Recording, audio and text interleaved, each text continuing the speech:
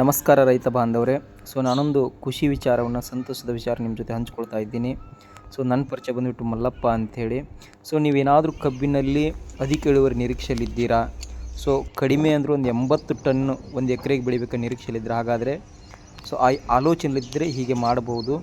ನಾನೊಂದು ಆರ್ಗ್ಯಾನಿಕ್ ಪ್ರಾಡಕ್ಟನ್ನು ರೆಕಮೆಂಡ್ ಮಾಡ್ತಾ ಇದ್ದೀನಿ ರೈತರ ಜಮೀನಿಗೆ. ಆಲ್ರೆಡಿ ನಾವು ಬೆಳೆದು ಅದನ್ನು ಪ್ರೂವ್ ಮಾಡಿದ್ದೀವಿ. ಒಂದು ಎಕರೆಗೆ 100 ಟನ್ಗಿಂತಲೂ ಜಾಸ್ತಿ ಪ್ರಾಡಕ್ಟನ್ನು ಈ ಪ್ರಾಡಕ್ಟನ್ನು ಯೂಸ್ ಮಾಡೋ ಮುಖಾಂತರ 100 ಟನ್ಗಿಂತ ಜಾಸ್ತಿ ಒಂದು ಇಳುವರಿಯನ್ನು ತೆಗೆದಿದ್ದೀವಿ. ನಾವೇನು ತೋರಿಸಿದರೆ ಈ ಪ್ರಾಡಕ್ಟ್ನ ಯೂಸ್ ಮಾಡೋ ಮುಖಾಂತರ ಈಗ ಆಲ್ರೆಡಿ ರೈತರು ಒಂದು ಬಕೆಟಲ್ಲಿ ಮಿಕ್ಸ್ ಮಾಡ್ತಾ ಇದ್ದಾರೆ 1.5 ಎಕರೆ ಜಮೀನಿಗೆ. ನಾನು ಹಾಕಿಸ್ತಾ ಇದ್ದೀನಿ.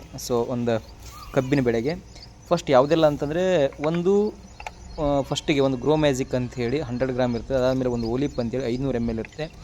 ಅದಾದಮೇಲೆ ಒಂದು MIS ಸ್ಪ್ರೇ ಪ್ಲಸ್ ಅಂತೇಳಿ, ಈ ಮೂರನ್ನು ಈಗ ಆಲ್ರೆಡಿ ಆ ಬಕೆಟಲ್ಲಿ ಹಾಕಿದ್ದಾರೆ. ಅದನ್ನು ಆ ಬಕೆಟಲ್ಲಿ ಯಾಕೆ ಹಾಕಿದ್ದಾರೆ, ಬಕೆಟ್ ಬಂದುಬಿಟ್ಟು 15 ಲೀಟ್ರ್ ಅಂದರೆ ಒಂದು ಎಕರೆಗೆ 10 ಕ್ಯಾನ್ ಹೊಡಿತಾರೆ.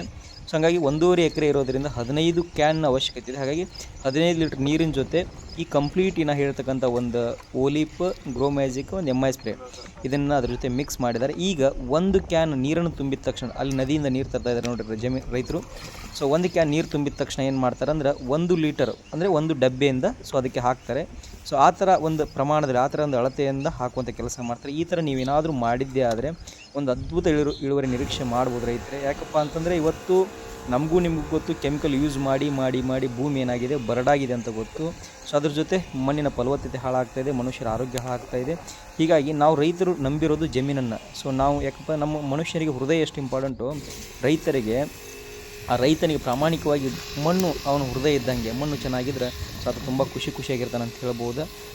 ಈ ಥರ ಮೊದಲಿಗೆ ನಾನು ಈ ಹೊಲಕ್ಕೆ ಏನು ಮಾಡಿದೆ ಅಂತಂದ್ರೆ, ಫಸ್ಟಿಗೆ ಒಂದು 3 ಪ್ಯಾಕೆಟ್ ಭೂವಸ್ತ್ರ ಹಾಕ್ಸಿದೆ. 1 ಎಕರೆಗೆ 2 ಬ್ಯಾಗ್ ಭೂವಸ್ತ್ರ. ಇದನ್ನು 2 ಟೈಮ್ ಹಾಕಬೇಕು. ಮೊದಲನೇ ಹಂತದಲ್ಲಿ 1 ಎಕರೆಗೆ 2 ಬ್ಯಾಗ್ ಭೂವಸ್ತ್ರ, ಆ ಥರ 1.5 ಎಕರೆಗೆ 3 ಬ್ಯಾಗ್ ಭೂವಸ್ತ್ರ ಹಾಕ್ಸಿದೆ. ಅದಾದಮೇಲೆ ಈಗ ಮೊದಲನೇ ಸ್ಪ್ರೇ ಮಾಡ್ತಾ ಇದ್ದಾರೆ.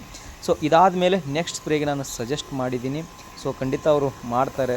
ಖಂಡಿತ ರೈತರು ನಾವು ಹೆಂಗೆ ಹೇಳ್ತೇವೆ ಅದೇ ಥರ ಮಾಡ್ತಾಯಿದ್ದಾರೆ ಅಂತ ಹೇಳ್ಬೋದು.